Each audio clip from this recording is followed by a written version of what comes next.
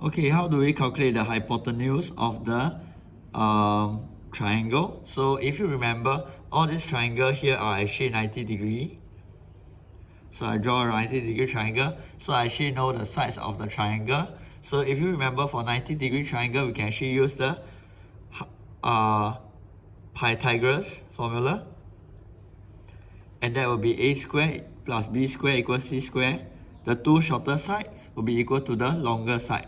The longer side is also known as the hypotenuse. So therefore, these two add up together will give you the longer side, the square of the two shorter side. So you can actually always start with the formula.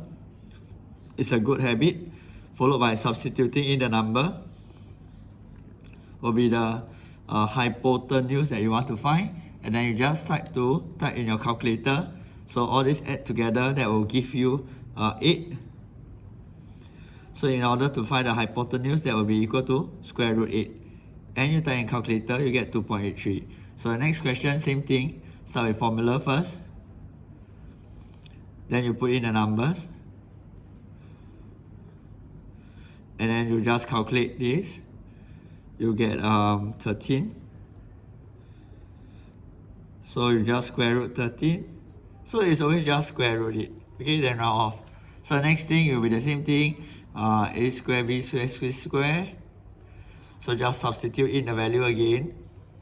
So it doesn't matter whether you call this A, B or B, A. A, B or B, A. Doesn't matter because they are the shorter side. So the shorter one will always add up to the longer one. So you just do like that. So you actually end up with the same answer.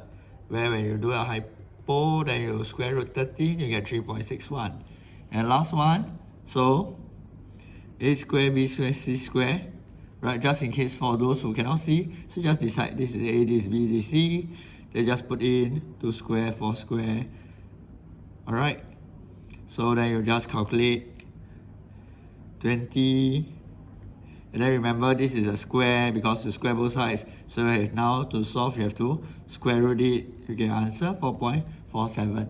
Alright, for all this, because then this one will be all in meter, and meter.